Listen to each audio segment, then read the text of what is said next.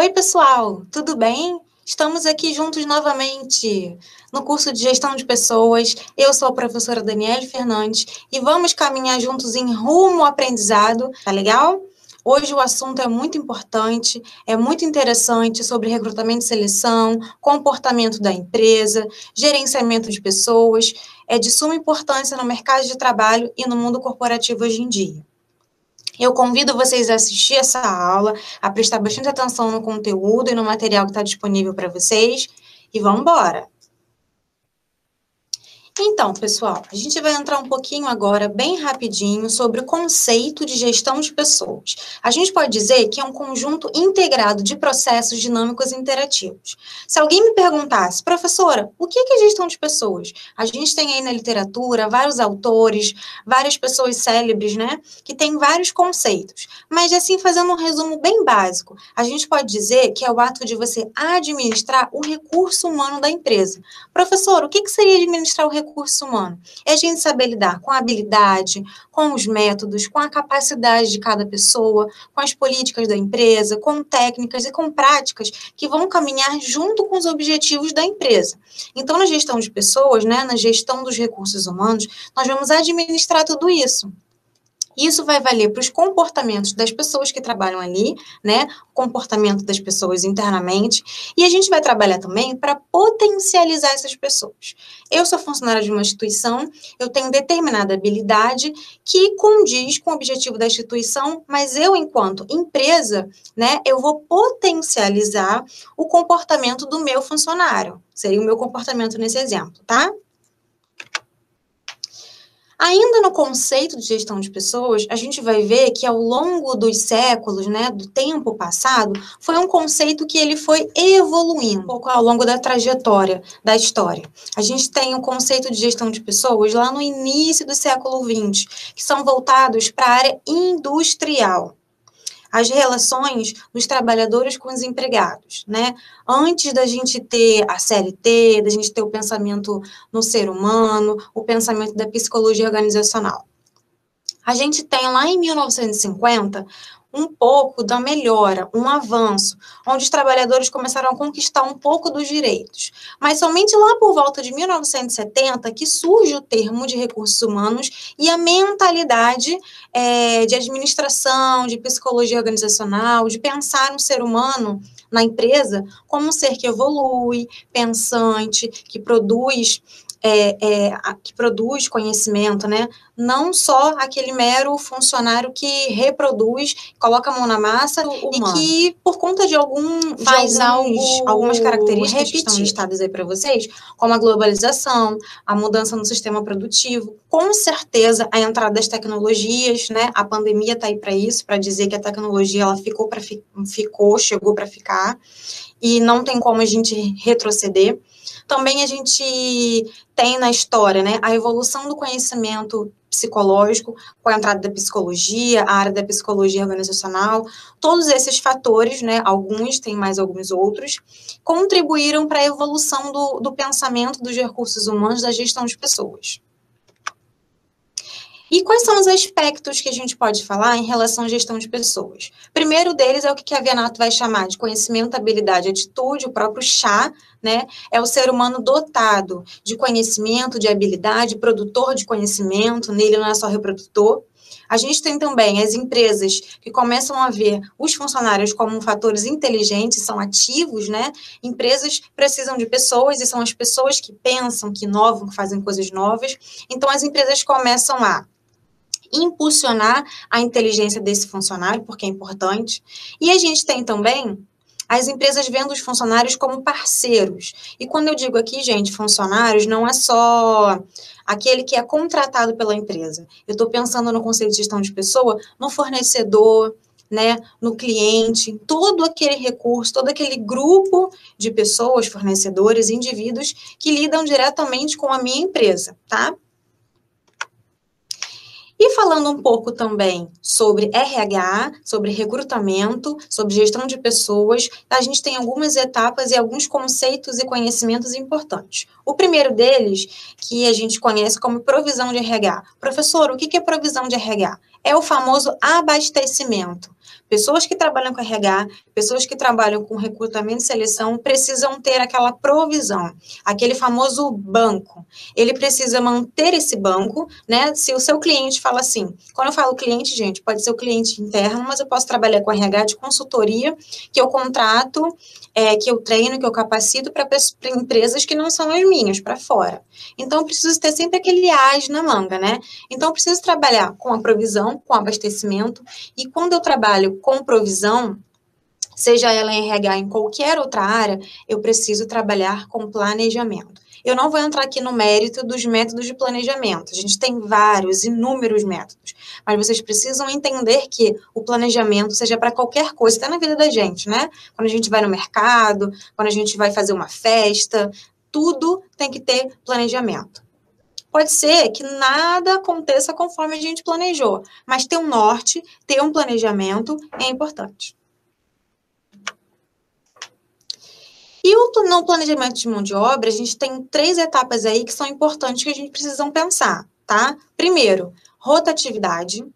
Segundo, absenteísmo e expansão da empresa. O que é rotatividade? Professora, na minha empresa tem uma rotatividade muito grande, toda hora entra e sai gente. Opa, preciso pensar, preciso analisar os números, preciso ver o que está acontecendo de errado. Professora, na minha empresa eu tenho um absenteísmo muito grande. Também preciso verificar o que está acontecendo. E eu também preciso pensar no planejamento dessa mão de obra se a minha empresa é uma empresa que está em expansão, né? Porque eu vou precisar contratar uma quantidade muito grande de pessoas, geralmente num período muito curto, né, gente? Então, é importante você ter essa provisão e esse planejamento. E aí, eu tenho algumas fases desse planejamento. Para falar um pouco mais sobre esse planejamento, eu preciso entender o que é o recrutamento. Tá? O conceito dele vai dizer que são técnicas e procedimentos que visam atrair candidatos para a minha empresa, para aquela vaga, para ocupar aquele cargo que eu preciso. Qual é a função? Como eu falei, né? Atrair. Então, eu tenho as fases. Eu tenho a pesquisa interna, né? Eu vou olhar ali dentro da minha empresa, internamente, se eu tenho pessoas, possível candidatos para aquela vaga, e eu tenho a pesquisa externa. Eu olhei para dentro, vi que não tem ninguém, vou pesquisar fora. Agora, observação. Isso vai depender da cultura da sua empresa, do objetivo da sua empresa. Tem pessoas que trabalham RH, tem empresas que não gostam de fazer pesquisas internas, que já buscam diretamente fora. Tem empresas que não, tem empresas que optam por fazer primeiro uma pesquisa interna e depois vão fora, tá? Então, isso não é uma regra, vai depender da missão, do objetivo, de como é a cultura da sua empresa.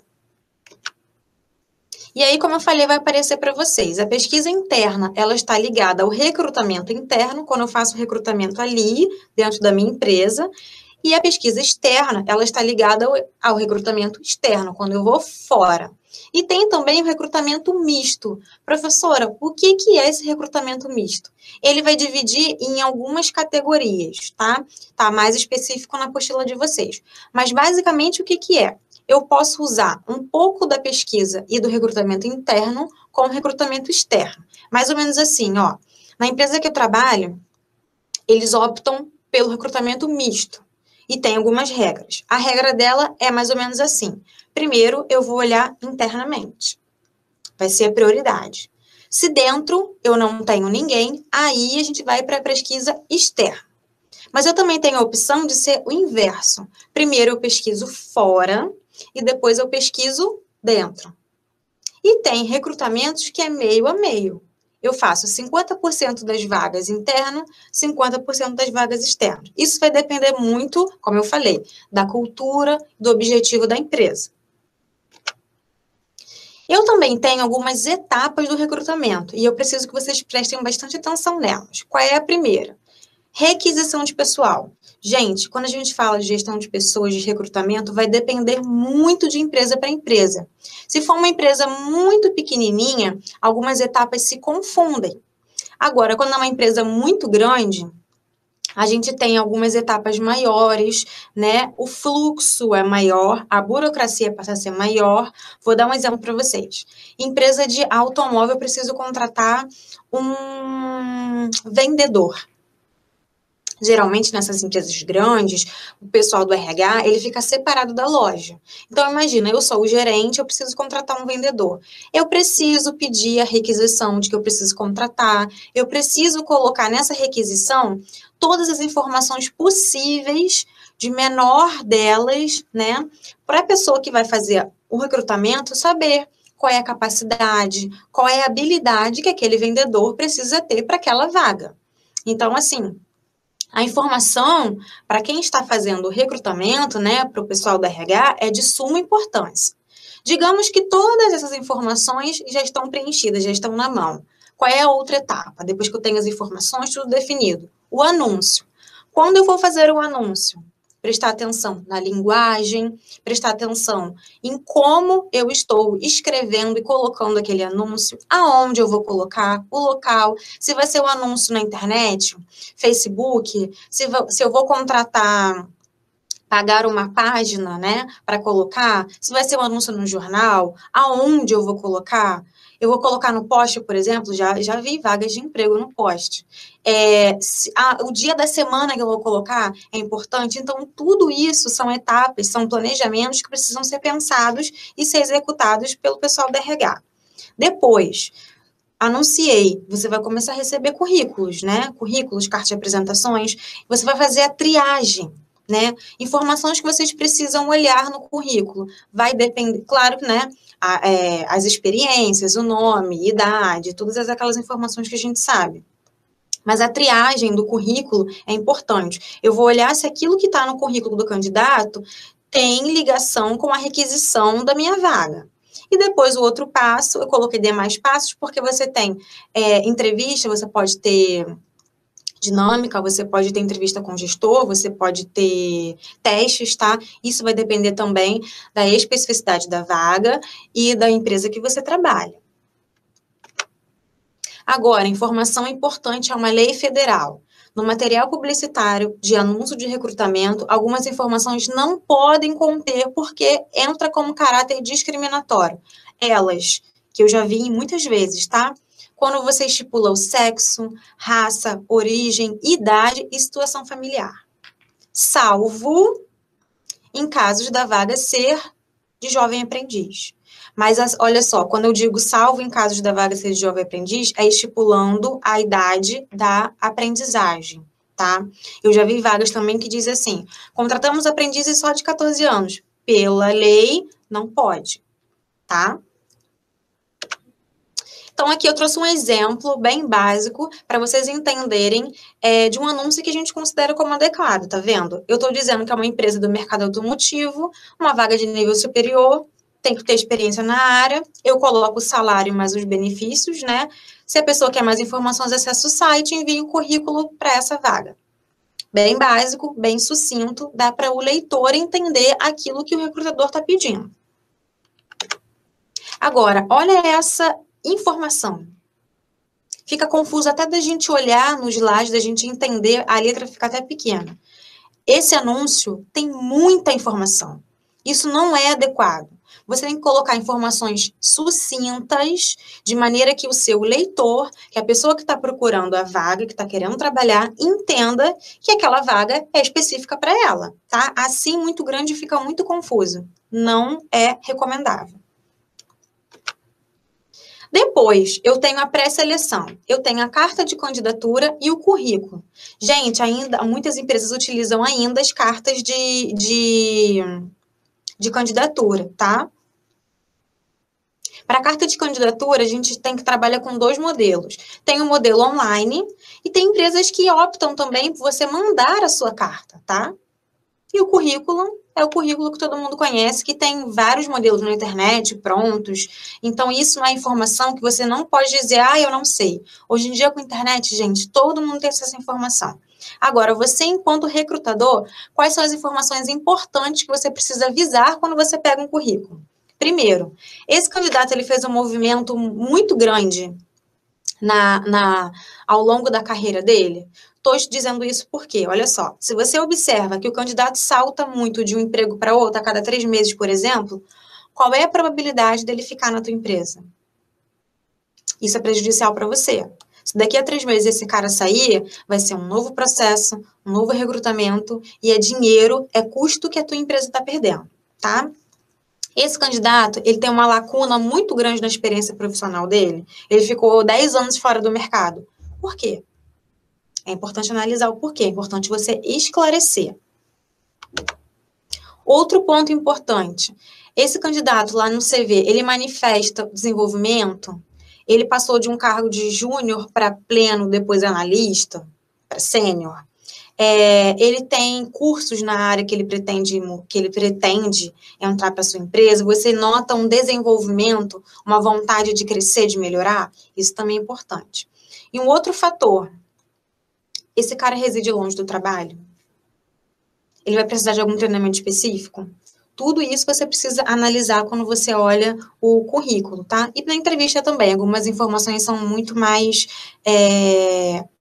fáceis de notar na entrevista, na conversa, no diálogo com o candidato. Aí eu trouxe para vocês também uma pirâmide. E é importante, eu fiz questão de trazer, de frisar para vocês o seguinte. Professora, eu divulguei a vaga, recebi um monte de currículos, fiz a triagem, convoquei 30 pessoas para entrevista. Gente, por incrível que pareça, você vai você vai chamar, né, para entrevista 30, não vai aparecer os 30. Por mais que as pessoas precisem trabalhar, a gente está no mercado de trabalho confuso, não vai. Então, a gente tem uma pirâmide, tá?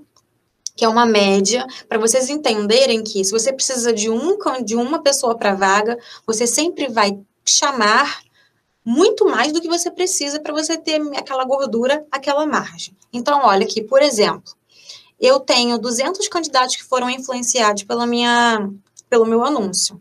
Desses 200, 30 apresentam ali a margem que eu preciso. Eu triei 20. Chamei 10. Olha quantos vieram para o processo. Então, é importante você manter essa pirâmide e entender que sempre você trabalha com aquela gordurinha, tá?